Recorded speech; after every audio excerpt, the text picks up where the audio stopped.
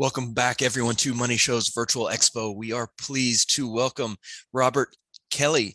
He began his career in 1987 as a futures broker. He joined Elliott Wave International in 1990 and became editor of the Elliott Wave Short-Term Update, part of Elliott Wave International's flagship U.S. market forecasting service. In 1994, he left EWI for a role as vice president of J.P. Morgan in New York, where he was in charge of the technical market research department.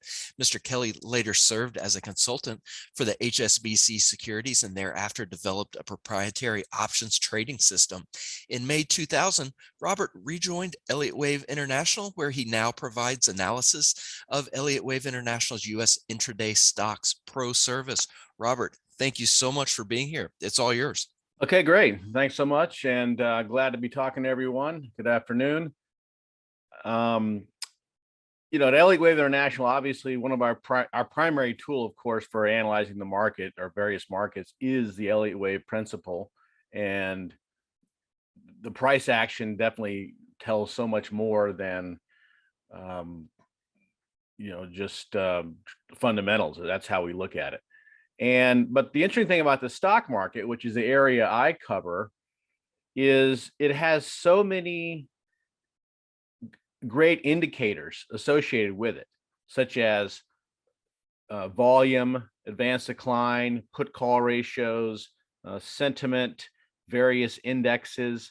So we have just so many things to work with that add to our ability to analyze the market and can give us an edge. And you don't have the same thing like in the Japanese yen or wheat, these kind of singular markets. So the stock market really provides a lot of great tools. And I've been doing this for a long time and have kind of come up with the ones that I think work the best. And I cover them in the service that I do, which is an intraday stock service, multiple updates throughout the day, the daily video wrap up. And the wrap up, I kind of go over the indicators in detail, the ones that are sending a clear message. So one of the best indicators I've found is looking for VIX divergences from the S&P. Okay, and that is very easy to access the data for that. The VIX is widely available. And I'm going to show you through various examples how these divergences really do foreshadow market turning points. And you can look at it on any time frame. It works on a weekly chart, daily chart, intraday chart. And of course, nothing is perfect. Nothing works every single time.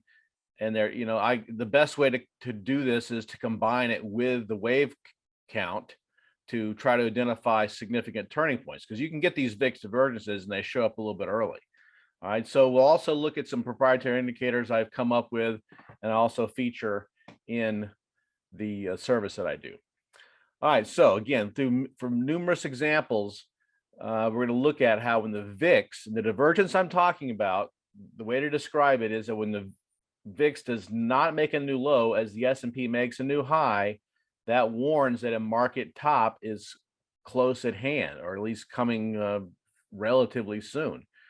And when the S&P is making new lows for the move, whether it's on an intraday chart or a daily chart, and the VIX is not simultaneously making new highs, a market bottom is likely to form fairly soon.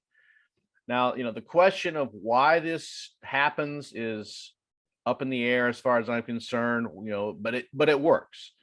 And I haven't really, the interesting thing is, to me, it's like a really in plain sight relationship that takes place with the VIX. And why other people haven't noticed it and talk about it, I don't understand. But this is really one of the great tools that's available and that I certainly work with and look for on a daily basis. And why does it happen? Well, like one possible scenario is that as the smart money starts to expect a market top, they start buying puts to hedge their portfolio. And because they're so big that they can kind of actually cause the market to turn. So they're starting to add to a portfolio of put options, and that causes the VIX to go up as they buy options. Implied volatility. I mean, if you don't know what the VIX is, I guess I should say it measures implied volatility on the S&P 500 index options. It's calculated throughout the day, and it basically measures an appetite for option purchasing, people owning options. When the market goes up, volatility basically goes down, implied volatility, the VIX. When the market goes down, VIX goes up. So it's an inverse relationship. And so we're going to look at a bunch of examples, historical and more recent, that show this relationship and how valuable it can be no matter what time frame you're looking at. So going back to the March 2000 top in the S&P, you can see here's the top, and then the VIX bottoms 8 months before that market top. So as the S&P is making new highs right here, you see the VIX making lower highs. And that was a clear warning that this move was running out of steam. And when you I've also learned that the length of the divergence, the amount of time that the divergence has been going on, it really does correlate to the size of the trend reversal. How long? So an 8-month divergence here resulted in a 2-year bear market. So, when you see a divergence that's persisted for a number of months, you can expect a major turning point and probably a move in the other direction that could last a year or two. So this is a good example of that in 2000. All right. Now we go to the 2007 top. And the VIX bottomed in December of 2006. So quite some time before the top. So here's the low in the VIX. And even as the bull market continued, the VIX started making higher lows until you had this major top in 2007 after a VIX divergence, for about 10 months. And, the 2007 top resulted in a decline in the 2009 and about a 50% decline. So, these are just longer term examples. And again, we can look at it on any time frame, but I'm just showing you how significant when you see this kind of thing develop in a bull market, you need to start being cautious. When the VIX is confirming it, when the VIX is making new lows like it did here, along with the S&P making new highs, you can expect the rally to continue for a while. All right. So you can see that this peak here occurred at this new low in the VIX. And then as that last little push higher took place, you started to see divergences. And so that was a warning that you had a little downdraft coming. All right. So let's go on to another one. So here's, it works on bottoms as well. The 2009 bottom in the S&P featured a low on March 6, 2009. The VIX topped back in October of 2008. It's just hard for the VIX to be sustained at very high levels for very long. And so invariably, as the pace of the bear market slowed, the VIX started making lower highs. And so you had this divergence that for quite some time, about 4 or 5 months. And then you had a major bottom that occurred in 2009. And that low, of course, is still in place. All right, let's look at the 2020 top. So here's your S&P top in February 19th, 2020. And the VIX bottomed November 26th. So there again, you have this, about a 3-month VIX divergence. And we had whatever the decline was, 30 something percent in the S&P and kind of in record time. So that was a warning, a clear warning of what was what was coming. And the interesting thing is the VIX and the rest of the world knew nothing about the coronavirus back here. But this technical pattern started to surface slightly after late November, and the VIX started making higher lows very subtly as the S&P continued up, and then we had that huge break that followed. All right, now let's get a little more recent. The high this year, so that's the all-time high in the S&P. You can see what happened. The VIX bottomed in June 29th of last year. So 6 months before the S&P peaked. Now, the trick here, the tricky part, the difficult part of using this type of indicator is it's early. So you have to use other tools to trade the market and invest in the market besides just saying, oh, there's a VIX divergence, the market's got to go down. Well, these divergences can continue for a while. And so, we wait till we have a completed wave count before assuming that a major trend change has taken place. All right. Let's take a look at a chart I showed in the actual intraday service. This is a screenshot from a video I did on January 10th this year, showing a top in place followed by a 5-wave decline that indicated a trend change was likely. All right. So that was recognized on January 10th that a top was likely in place. And that's January 10th right there, that line. And you can see what took place afterwards. So that VIX divergence was a huge part of identifying a significant top in my work. All right, now let's look at more recent, the low. So we have a VIX topping. It didn't take long. The VIX shot right up after that peak, making a push higher. Not that high, honestly. I mean, it didn't really even get above 40. But nevertheless, that was a high for the year in the VIX. And as the market came down and made lower lows, the VIX has been making lower highs. So there we have a divergence of some 5 months, 4 or 5 months into the low of the year. So that's really kind of set the stage for this low holding. You can see a little island bottom right there. It's another great technical formation. You don't get them too often in these indexes because there's so many stocks and it's hard for them all to gap. But anyway, you had a 2-day island bottom there. Now we're having a rebound rally, which I'm guessing probably has a little more to go. I think this might be the first leg of a bear market, and now we're getting a corrected bounce, and then we have another decline after that. But this VIX divergence, when this new low is taking place a little over a month ago, this VIX divergence warned that this decline was probably not going to continue much longer. So that's kind of how we use the VIX divergence on a daily chart.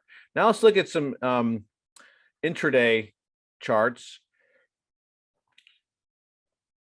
And this is it's kind of historical examples. You can see this is 2020, the March bottom in 2020. And looking at the intraday time frame, there was a divergence there. And what I like to use moving averages because they're good trend following tools. So when you get the VIX diverging, you still need to wait for some indication of a trend change to help you decide that, okay, this divergence is going to stick and yield a reversal. And so one of the tools I use is moving averages, and specifically in the S&P, I found, and it doesn't no indicator obviously works all the time and works perfectly, and they sometimes need to be adjusted in different market environments. But we've got the 66 period moving average on a 30-minute chart in conjunction with VIX divergences is a good tool to confirm a trend change. So you had that VIX divergence at the low, and then you got above that moving average, and that was a good initial sign that a bottom had formed in the low 2 years ago. All right, I'm just going to show a bunch of examples so you'll see how this relationship has been working for years. So here's a low in 2014. So we get a VIX divergence here at the lows, higher lows, lower highs in the VIX. This is the VIX is the bottom chart. You get above this moving average and boom, we get a significant rally. All right, 2017, that low there, nice VIX divergence. This last low was right here on the VIX. And then, so when you cross above the 66 period moving average, that was a good sign that a bottom was in, and indeed it was. Okay, this is I think this is the vol apocalypse, when we had that short volatility ETF XIV blew up and they had to liquidate it. And so volatility really surged. And then you had a bounce, had a new low in the S&P, a lower high in the VIX, got above the 66 period moving average, and that was a good sign that a bottom was in, which indeed it was. All right, 2018, that low there, new low S&P, lower high in the VIX, get above the moving average, you got a low.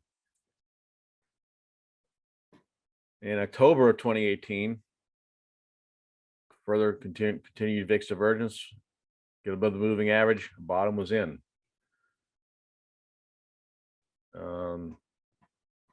March of 2018, new low S&P, lower high VIX, get above the moving average, a bottom is in. So these are the kind of tools that I talk about and use on a regular basis in the service. And so here's a March of 2019, May of 2019, S&P is making new lows, much lower highs in the VIX, get above the moving average, a bottom is in. So you can see this works for highs and lows year in and year out. I mean, it doesn't work every single time, but I would say probably 80-90% of significant market turns are accompanied by noticeable VIX divergences. All right, so in another example, another way to look at this, it's a simple way to invert the VIX, is to look at the ETF SVXY, because it basically is, instead of being going opposite of the market, it goes with the market. So it's perhaps easier to see these divergences visually. So here's the S&P making new lows in March of 2020, which ended up being that significant bottom, and the SVXY, which is a ETF that is holding short VIX futures. So it's not a perfect indication of the VIX inverted. It's an indication of the VIX futures inverted, and it's pretty close to the VIX, but sometimes they can diverge between the cash VIX and the VIX futures. But nevertheless, it's a pretty good approximation tool. If you want to put it, if you're trading the S&P, you want to put a chart on your screen to kind of give you a visual clue that's easy to see. Put an S&P on the top, put the SVXY on the bottom, and when you see a divergence like this, you can start to anticipate a turn. So here's just a bigger view of that chart, and you can put a moving average on these as well to help you see when a trend change has likely taken place. So I think that's a pretty comprehensive look at the major turns in the stock market in the last 20 years and how the VIX diverging at those turning points has really led to a good indication that something was getting ready to change in the market. And so again, we can look at these intraday charts as well. The relationship works on any time frame you want to look at, by and large.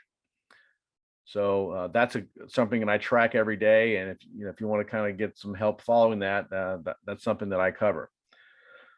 All right, now in conjunction with that, I've created something called the correlation index, and it's a basket of instruments that are highly correlated to the S&P. So it does encompass the inverted VIX and a few other tools, related markets that trade very closely with the S&P. And so this is just a way to kind of incorporate more than the VIX, when other markets are, like junk bonds is an example. They tend to trade along with the S&P, but when you see the junk bond market ETF not making a new low as the S&P is, or the S&P is making a new high and the junk bonds are not making new highs, that's usually a good warning of a trend change. And so I've created this correlation index, and it runs on an intraday basis as well. And you can see here, March of 2020, there was a bullish divergence in the correlation index, and that ended up being a good indication of a trend change. And I got that, a moving average here. And when you get through the moving average after a divergence, it's usually a sign that there has been a trend change. So there's just a larger look at that chart. And so this, I can look at this at any time frame I want, and it updates throughout the day in real time. And so when I see divergences, I start to look for a wave count that tells me maybe a top or bottom could be close at hand.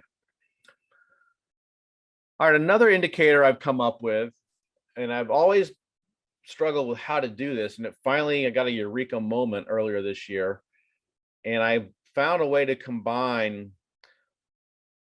I did a study a couple of years ago where I searched for, looked at indicators that are helpful in anticipating market turning points.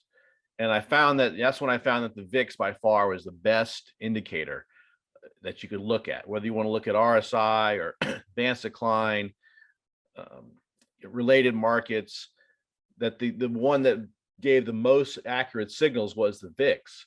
But there are others that are helpful.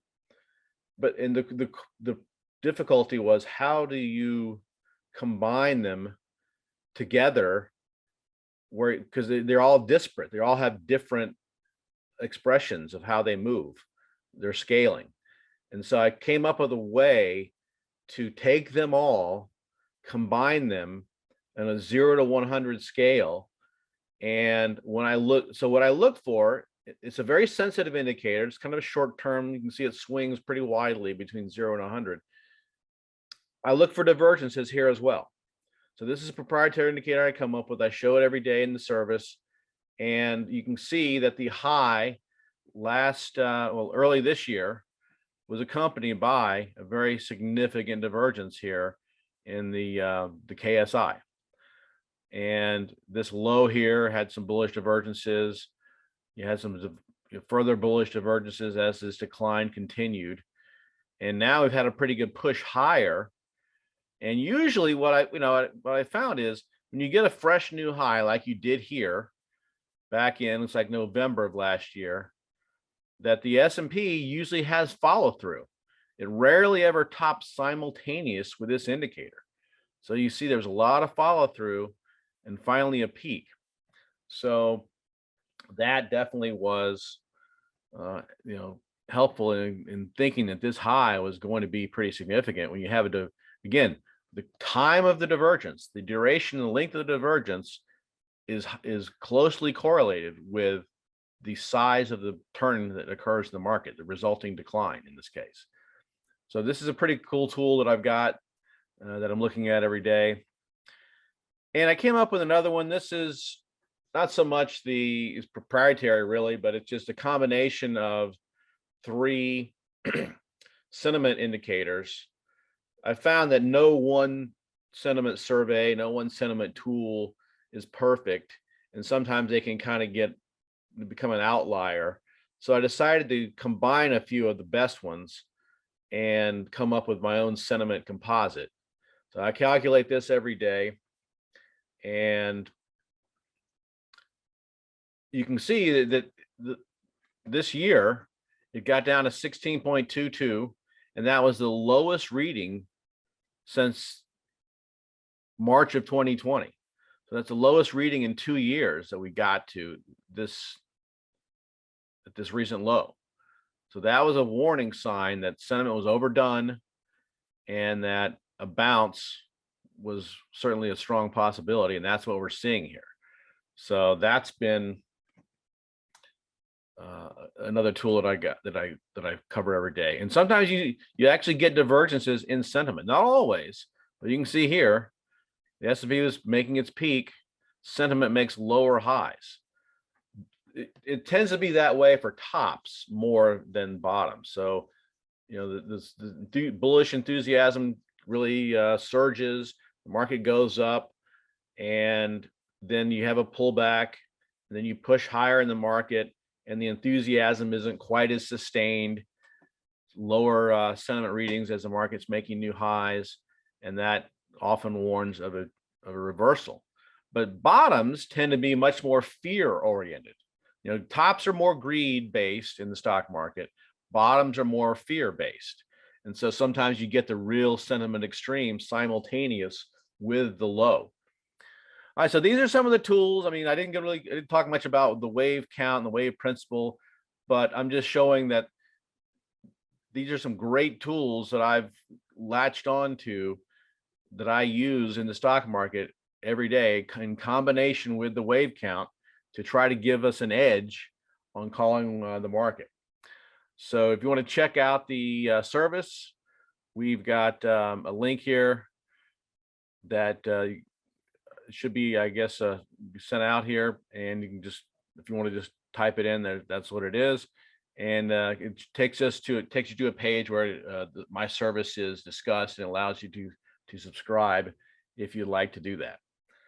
All right, well, that's the presentation. If there's any questions, we can definitely get into that. All right, Robert, thank you so much. And I did paste that link into the chat, so all the attendees, look for that in the chat to the right of the video player. We did have a question here. They're wondering, how will they know, using your indicator, how to predict a divergence? Well, you don't really predict divergence, you observe the divergence, is what I would say. So when you observe a divergence in the VIX like this, the way you predict that a trend change has taken place, you know, there's several tools you can use, but one of the best ones I would say is a moving average. When the trend has broken